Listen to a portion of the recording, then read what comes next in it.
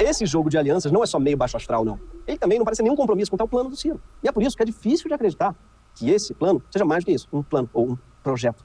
Aliás, não é nem exatamente um plano ou um projeto de governo, porque planos de governo, eles normalmente refletem as visões de todos os envolvidos numa campanha. Então, é um livro mesmo, autoral, sim, assinado pelo Ciro, por mais ninguém, e que por isso mesmo dificilmente viraria realidade.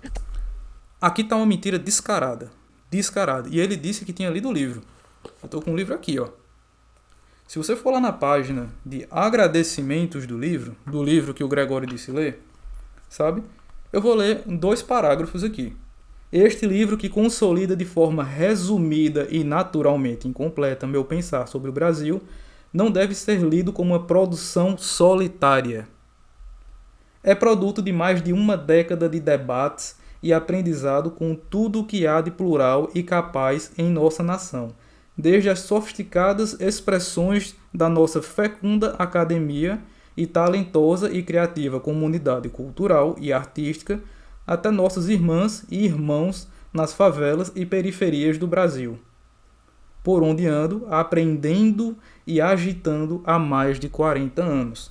E se você quiser nomes técnicos, para além do povo com quem ele conversou, ou só dizer que você conversou com pessoas da cultura e da academia, na página seguinte ele agradece aqui algumas pessoas, como por exemplo o Muangabeira Unger e também aqui aos professores Mauro Benevides Filho, Nelson Marconi e Flávio Ataliba, todos os 3 excelentes, diga-se de passagem, como expressões líderes de uma imensa equipe de acadêmicos, estudantes, professores e servidores públicos que me ajudam permanentemente com sua diligência em coletar dados, dar contornos técnicos às minhas inquietações e formular concretudes para resolver nossos complexos problemas nacionais. Você acabou de mentir, Gregório, e você disse que tinha lido esse livro aqui. E você não é a última vez que você vai mentir nesse livro, ou nesse vídeo aqui. Então, Gregório, você é que fez uma pesquisa tão aprofundada que foi lá pesquisar que uma novela financiada durante o governo do Ciro foi passar lá na Rússia? Você não leu os agradecimentos do livro? Ou você não viu nenhuma palestra do Ciro em que ele diz que ele tem mais de 600 pessoas formulando as ideias dele? Ou você não viu a entrevista do Ciro com Armínio Fraga, que pensa muito diferente do Ciro, e que o Ciro disse: qual o conselho que você dá? Você acha que essa ideia aqui é boa ou não? Sabe? Aí vem dizer que é um projeto solitário. Francamente, você está construindo narrativa. Vamos seguindo aqui. Porque para transformar uma ideia em realidade, num país pluripartidário e continental, você tem que ter muita negociação, muito diálogo, que é tudo aquilo que o Ciro mais parece ter dificuldade. O Ciro já disse, inclusive, como ele vai fazer isso. Para você ter uma ideia, os estados que mais têm deputados federais, que é quem vai aprovar ou não as propostas do Ciro, estão quebrados, estão endividados. E Ciro tem na mão, caso ele seja presidente, a renegociação da dívida dos estados. E aí você poderia mediar essa renegociação de dívida com governadores e prefeitos, o que ele chama de repactuar o pacto federativo. E aí você teria um poder de barganha junto aos deputados, porque você falaria com prefeitos e governadores, que são as pessoas que mais puxam voto para os deputados, na base deles, onde eles vão querer se reeleger, para dizer: olha, eu posso até renegociar tuas dívidas, convence seus deputados a votar comigo em tal coisa. Isso é barganha à luz do povo poder olhar. Diferente dessas barganhas por debaixo dos panos que o povo fala: toma lá da cá, é um nome pejorativo para negociação. Entende? Então vamos lá, você precisa ter uma negociação que não seja suja, e sim que seja na frente do povo e dizendo por que é que você está negociando. E é isso que o Ciro propõe. Mas aqui começa a desqualificação do Ciro que o Gregório está tentando fazer. Vamos seguindo. De fazer. Pra quem gosta do Ciro, isso parece bom. E a pessoa pensa: ele é assim, ele fala o que dá na telha, ele não tem papo na língua, ele não tem medo de dizer o que pensa. Na prática, o que dá pra observar é que o Ciro não consegue construir nenhuma aliança sólida, duradoura. O Ciro já mudou de partido 7 vezes. E saiu atirando pra todos os lados em quase todas as vezes que saiu. Quando ele foi eleito a primeira vez deputado estadual, ele era do PDS. Sim. Legenda criada em substituição ao Arena, que era o partido oficial da ditadura. Mas Ciro jura que ele nunca se identificou com a Arena. Ele só se filiou ao PDS porque era o partido do pai dele. Ele não quer comprar uma briga familiar, sim. Ele fez tipo você, né, que tira o boné do MST pra não causar no Dia das Mães. Fala assim. Aqui tá mais uma mentira. Vamos lá. Só de maneira um pouco mais radical, porque ele entrou no partido da ditadura, em plena ditadura, para não criar um climão com o pai. Vai, me inscrevo. Cadê? Para não criar um climão com o pai. Vamos seguindo aqui. Eleições gerais de 1982, quando o Ciro se elegeu e quando ele era do PDS. Né? Vamos lá. O eleitorado brasileiro foi chamado a eleger governadores que administrariam seus estados pelo interno temporal de 4 anos, a contar 15 de março, tal. Neste pleito valeu o voto vinculado. O eleitor teria que escolher candidatos de um mesmo partido para todos os cargos em disputa, sob pena de anular o seu voto. Se o pai do Ciro era de um partido e o Ciro queria ser de outro, obrigaria a todo mundo que votasse no pai dele não votar no Ciro. E todo mundo que votasse no Ciro não votar no pai dele. Então, para que um não atrapalhasse o outro, e respeitando seu pai, que estava na política antes dele, o Ciro decidiu ir para o partido. E assim que ele foi eleito, ele saiu do partido. Agora, tu sabe o que o Gregório não fala? Eu vou te dizer uma coisa que o Gregório não fala. Porque ele vem dizer que o Ciro era do PDS, o partido que sucedeu a Arena. Mas será que ele diz que o Lula, quando teve a primeira eleição lá em 85, o Lula era a favor do Maluf? Que era o cara que seria uma sobrevida da ditadura? Acho que ele não fala, né? E também, para quem sabe, talvez, herdar um voto ou outro do pai. Porque o pai já era prefeito de Sobral. Inclusive, quando o Ciro se elegeu deputado. Pouco tempo depois, o Ciro saiu do PDS e foi pro MDB, que era partido de oposição à ditadura. Só que já chegou atirando contra o então governador do Ceará, Gonzaga Mota, que era do MDB como ele. Sim, Ciro, ele é autocrítica de todos os partidos que ele já fez parte. Naturalmente... E isso é ruim? Ou o Lula alguma vez na vida fez uma autocrítica? Vai lá naquele documentário, Democracia em Vertigem, ali tem uma declaração do Lula dizendo o seguinte: meu único arrependimento é não ter feito a regulação da mídia. Ele não se arrepende de nenhuma medida econômica, só de não ter regulado a mídia. Palavras do próprio Lula. Vamos voltando. Ele acabou ficando pouco no MDB e foi indo pro PSDB, rapidinho. Foi enquanto estava no PSDB que Ciro ocupou o seu primeiro cargo nacional, sendo ministro da Fazenda durante o governo Itamar, no início dos anos 90, ajudando a implementar o Plano Real. Mas ele ficou só 4 meses no ministério. Depois de várias declarações polêmicas, ele foi afastado do governo Itamar, uma vez que o PSDB entendeu que o seu temperamento estava atrapalhando a imagem do governo. Destempero verbal de Ciro, porém, começou a fazer a atuação do ministro ser questionada por políticos e empresários, sem falar da própria equipe que comandava. Será mesmo verdade? E olha que isso aqui é matéria de 97. Será que ele falou tudo aqui? Alguém aqui acha que Gustavo Franco, por exemplo, ele é admirador do Ciro? Não, né? Mas o que será que o Gustavo Franco, que estava lá, achou da atuação do Ciro? Vamos dar uma olhadinha? Só alguns segundos, né? Porque o Gregório está aqui querendo diminuir a atuação do Ciro no Plano Real. Vamos ver o que o liberal, o Gustavo Franco acha. O Gustavo Franco do Novo. Ele não tem motivo nenhum para gostar do Ciro. Vamos lá. Nesse ambiente, o ministro Fernando Henrique funcionava muito bem nesse sistema. O Recupero participou das primeiras dessas reuniões, depois ele próprio disse: olha, não tem muito sentido eu participar, é melhor ficar na rua falando com as pessoas e com a imprensa e tal, e fazendo o que eu sei fazer, que é a divulgação e a explicação das coisas. Quando ele não se entendia alguma coisa, enfim, dávamos todas as explicações e ele atuou muito bem. E eu diria a mesma coisa do Ciro. Chegou e se encaixou muito bem nessa disciplina, participava mais das reuniões do que o Recupero participava, tudo que foi pedido dele ele fez, não atrapalhou, não criou confusão, tem um temperamento um pouco diferente do ministro Recupero, mas não tenho queixo, de jeito nenhum. Bem, vimos aqui um cara que seria um rival do Ciro, né? Um cara muito crítico do Ciro, dizendo que não tem queixa nenhuma do Ciro durante o Plano Real. Então vamos lá, mentira número 2. Descarada. Criação de narrativa. Criação de narrativa. Vamos voltar.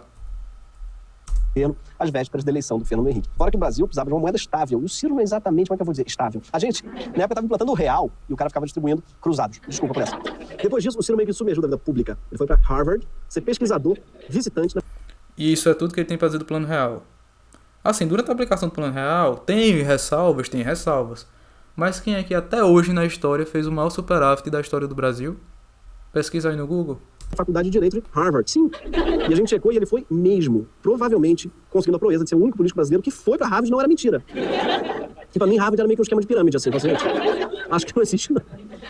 Mas ele provou, deve ter foto lá, ele realmente foi. E lá ele virou pupilo do filósofo Mangabeira Unger, brasileiro que deu aula por décadas na universidade. Depois de 2 anos, o Ciro voltou ao Brasil e foi E que era o mais relevante professor estrangeiro da universidade, que foi professor do Obama. contratado pelo Beach Park. Sim, o Beach Park mesmo. Aquele que fica pertinho de Fortaleza, sim. Ele era ministro da Fazenda. O cara saiu do ministro da Fazenda para Harvard, onde ele ficou 2 anos e voltou para trabalhar no Beach Park. Provando que o ensino norte-americano não te garante grande coisa. Não te garante grandes coisas. Primeiro ele vai dizer que não garante grandes coisas, depois ele vai dizer como se o salário fosse muito alto. A gente tá falando aqui do maior parque aquático do Brasil. Vamos lá. Da Fazenda para Harvard, direto pro Beach Park. Nessa que foi uma das maiores escorregas da América Latina. Mas falando sério, a passagem do Ciro no Beach Park é complicada assim. Assim como a passagem de Renato Aragão pelo Beach Park, que também não faz o menor sentido no filme O Noviço Rebelde. Pra quem Assim, vejam bem. O que é que ele tem para falar da passagem do Ciro pelo Beach Park? Um blog de fofoca. Só. O que é que ele faz para compensar e se estender no assunto para dar mais corpo ao que ele vai dizer? Vem mencionar o Beach Park numa aparição de um filme de Sandy Júnior. Vamos lá. não lembra, no filme Renato Aragão é um noviço e do nada ele tá com o Sandy Júnior na piscina cantando Dig Dig Joy, Dig Joy, Joy, Joy. Pra ser preciso, a música não é essa, é Beija muito bom, mas que bom, que por acaso parece muito com Dig Dig Joy, Dig Joy, Joy, Joy, você vai pensar. Não faz sentido a passagem dele por lá, assim como não faz sentido a letra dessa música. A passagem do Ciro no Beach Park também não faz muito sentido. Segundo um dos sócios do Beach Park, o Ariel do Pinto, o Ciro deu uma estrada de presente pro Beach Park quando ele era governador, além de ter ajudado a empresa com publicidade. Quando voltou de Harvard, Ariel disse que o Ciro foi trabalhar no parque aquático ganhando um salário de 10 mil reais por mês, que era, na época, ou os 10 mil reais, era mais do que ganhava um deputado federal, né? Eu quero só dar uma lidinha aqui no que está escrito. Ciro trabalhou no Beach Park por 1 ano e meio, na notícia da Folha de São Paulo, 99. Até o início da campanha presidencial da República, 98, com um salário mensal de 10 mil. Trabalhar no parque aquático ganhando um salário de 10 mil reais por mês, que era, na época, ou... Somado aos 13 salários anuais, as ajudas de custo podem elevar o ganho do deputado a 152 mil por ano, considerando o salário atual do parlamentar de 8 mil. 10 mil reais, era mais do que ganhava um deputado federal, né? O Ciro nega ter recebido esse dinheiro e o próprio Ariel já mudou de versão algumas vezes, mas segundo a Folha e a Piauí, Ciro, né?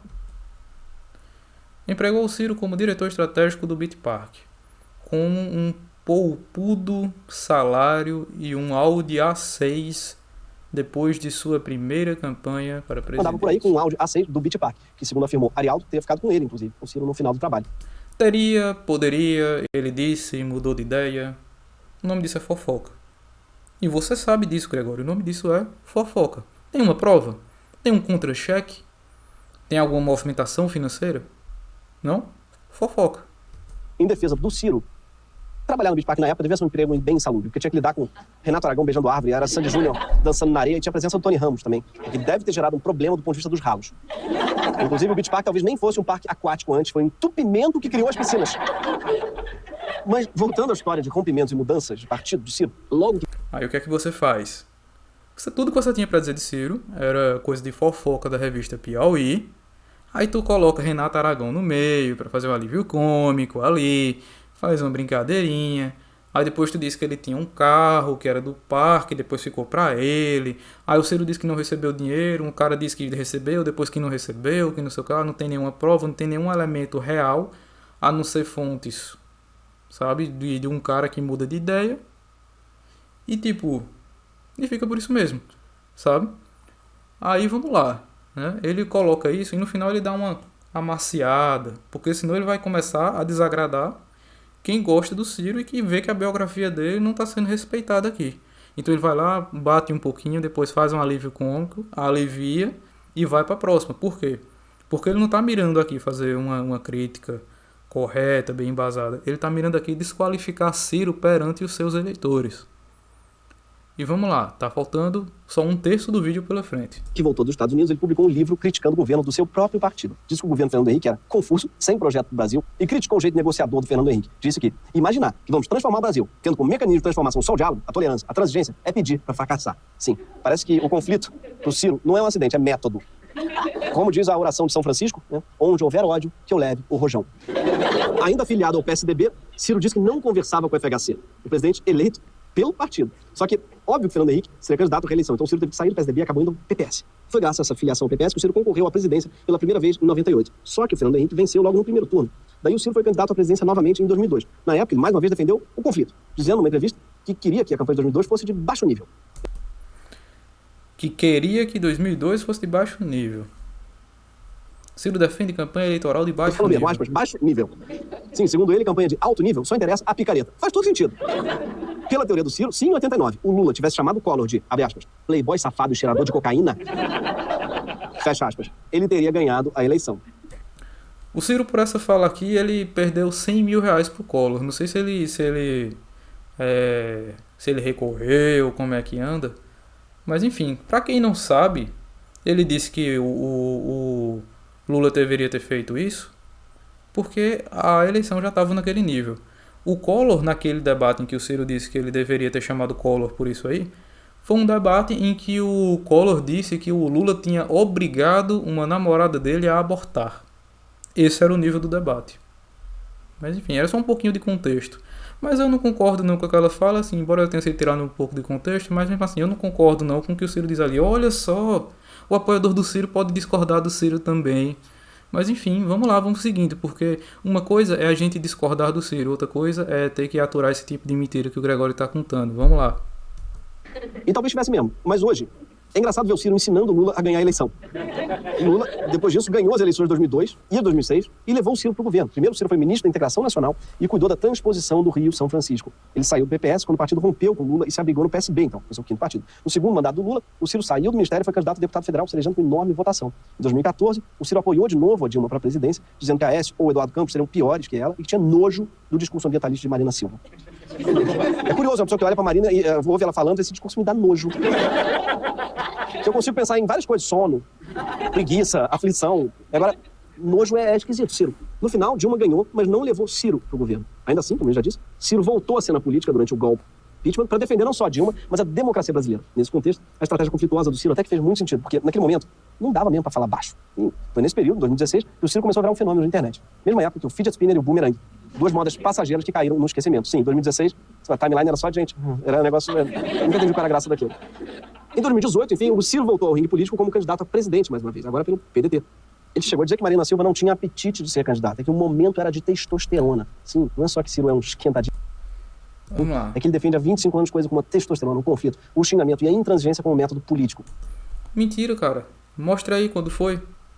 Durante uma entrevista que ele disse que Lula deveria ter devolvido a agressividade de Collor, quando foi que ele foi agressivo? Diz aí quando é que ele estava no governo e ele tomou uma medida autoritária. Sabe? Ele resolveu com tranquilidade. Agora sim, quando ele foi ministro da Fazenda, aquela matéria ali que você colocou falando mal dele, era fruto de alguns empresários que estavam querendo ganhar muito dinheiro em cima do povo. E sabe o que é que Ciro deu a eles? Uma resposta, que fez com que eles não ganhassem aquele dinheiro. Sabe? Aí, obviamente, sempre vai ter gente para detratar, mas é o material que você está usando, né? E você está usando aí, ignorando a declaração do Gustavo Franco, a declaração do próprio Itamar e tal. E você fala muito assim, não, o Ciro foi lá, aí mal chegou no MDB, criticou o MDB. Mal chegou no PSDB, não falava com o FHC. E você está querendo construir aí a narrativa de que o Ciro não sabe conversar. Sabe? O Ciro já administrou o executivo de cidade, que era uma capital, e de um estado. Funcionou ou não funcionou? Sabe? Mas enfim, mas ele foi menosprezar isso, não é dizendo que ele não sabia fazer não, era dizendo que o apoiador dele era Cabo Daciolo, zombando da fé dos outros. Esse era o argumento do Gregório de Vier para dizer que o Ciro não consegue aplicar o projeto. Mas ainda não acabou. Nessa mesma eleição, de 2018, o Lula chamou o Ciro para ser o seu candidato a vice. Ah, desculpa, eu esqueci de comentar uma coisa. Ele disse que Marina não tinha apetite, que não tinha testosterona, não sei o que lá. Foi uma fala que pegou, mas a própria Marina falou disso. O Ciro só falou de testosterona porque ele usou como sinônimo de agressividade. Qualquer um que for lá olhar o vídeo vai ver a mesma coisa. Ele não estava dizendo que não tinha espaço para mulheres, ele estava dizendo que era um ambiente de muita testosterona. Tinha uns caras lá toscos com muita agressividade, como era o caso do Bolsonaro. E, enfim, ele disse na mesma matéria, eu acho que ninguém joga parado, eu tô achando a Marina muito parada, eu tô achando que ela não vai ser candidata. E o que é que ela estava sendo perguntada ali? Se teria chance de ter a Marina de vice e tal. Ele disse que respeitava a candidatura dela, só não achava que ela ia ser candidata e tal, porque ela estava jogando parada.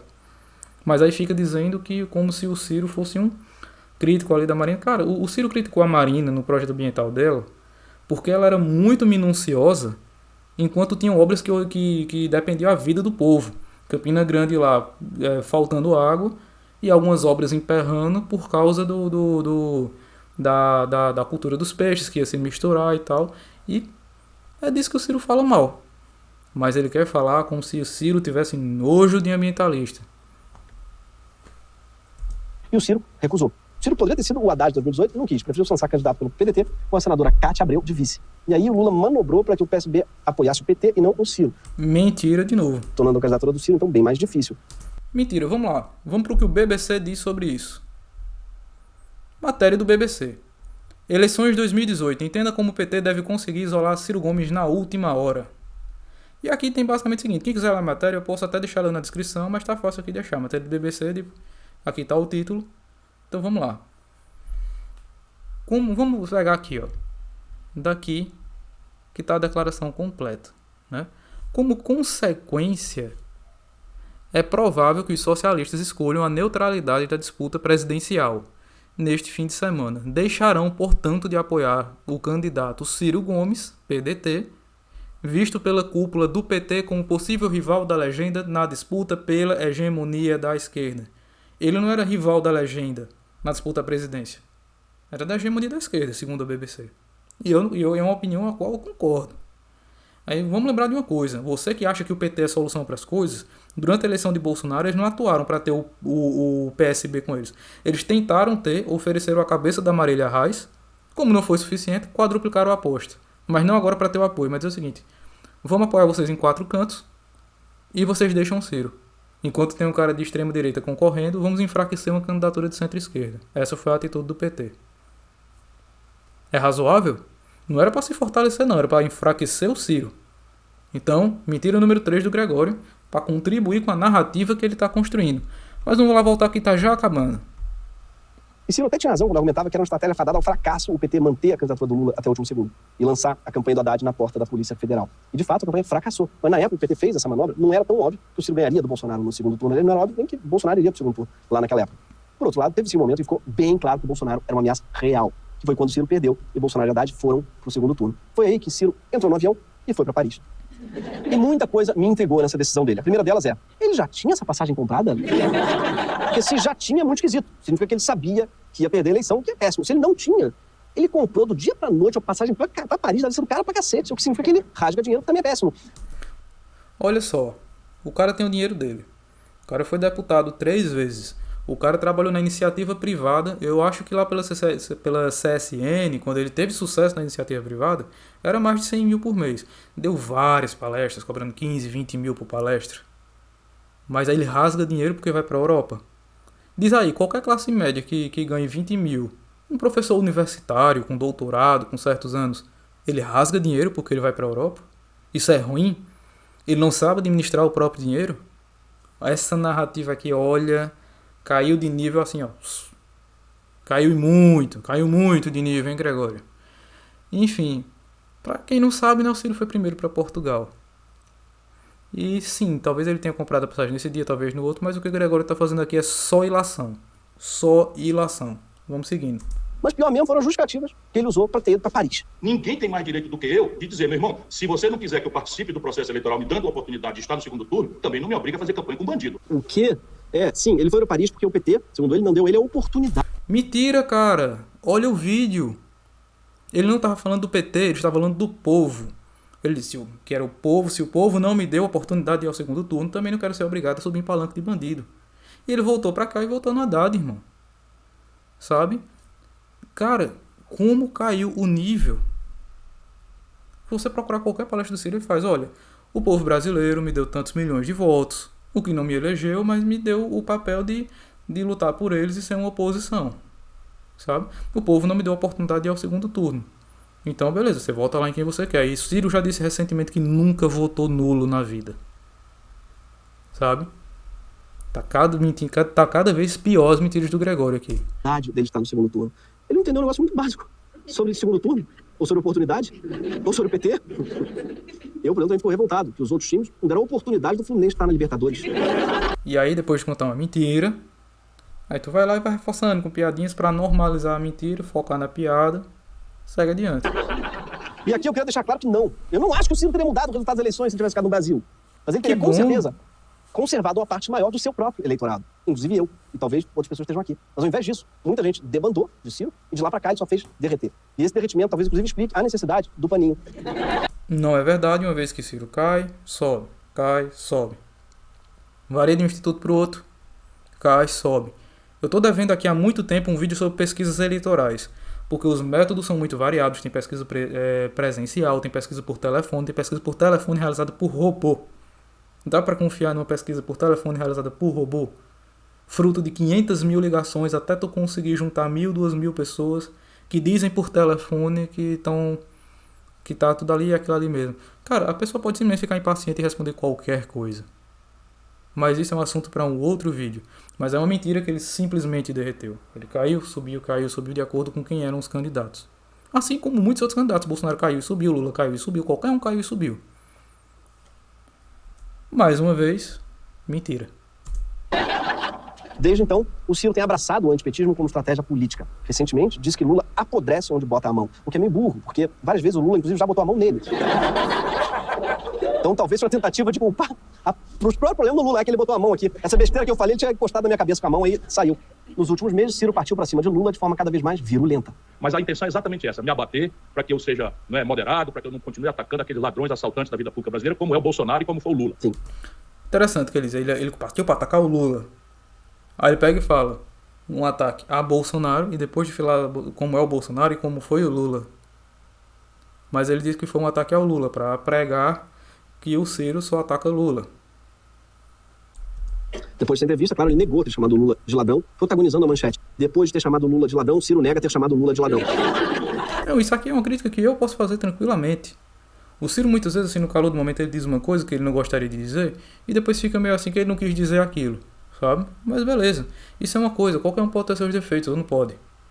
Ó, só não é verdade que todas as outras coisas que eu já desmenti aqui do Gregório, mas isso aí beleza. Ele não deveria ter dito, e ele foi inclusive cobrado no UOL depois. Você disse agora há pouco, tal, o Ciro pediu respeito no meu momento, eu tô aqui no momento tal, não sei o que lá.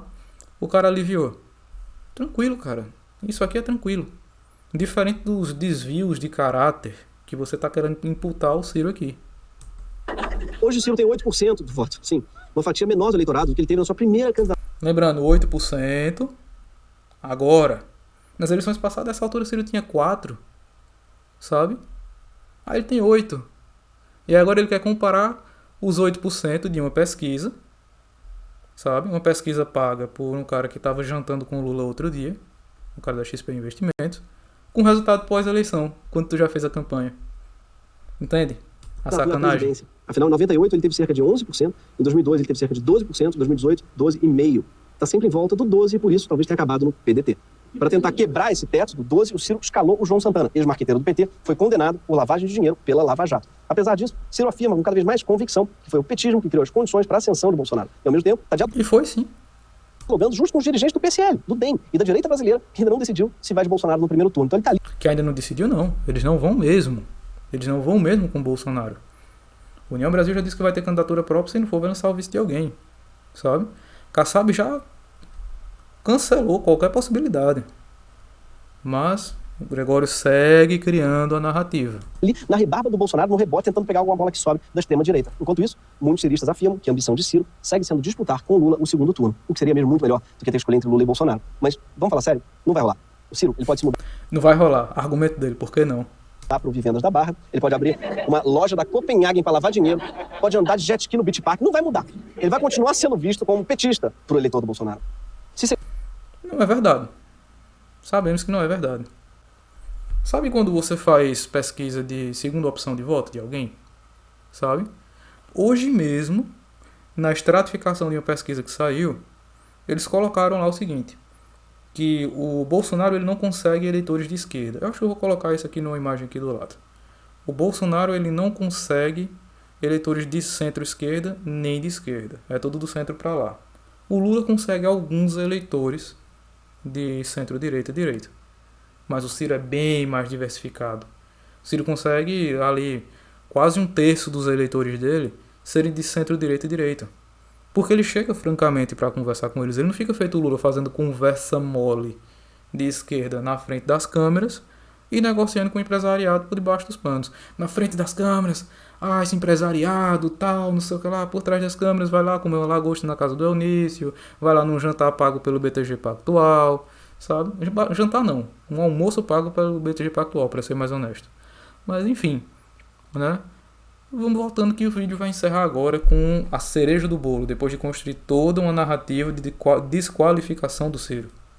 350 mil mortos e a ruína econômica não convencer um eleitor do Bolsonaro a abandonar o Bolsonaro, não vai ser um ex-ministro do Lula que vai conseguir. E pelo cenário de hoje, vai sim ter um segundo turno entre Lula e Bolsonaro, e isso é um puta problema. Porque talvez o Brasil não aguente um segundo turno com o Bolsonaro no páreo. Quando o Ciro prioriza o seu projeto presidencial, ele faz exatamente o que ele... Quando ele prioriza o seu projeto presidencial, mais uma vez personalista, o seu projeto, e assim mesmo, quando vai para os partidos, ele faz a crítica, e ele sai do partido, e ele ganha dinheiro, e ele foca na própria vida.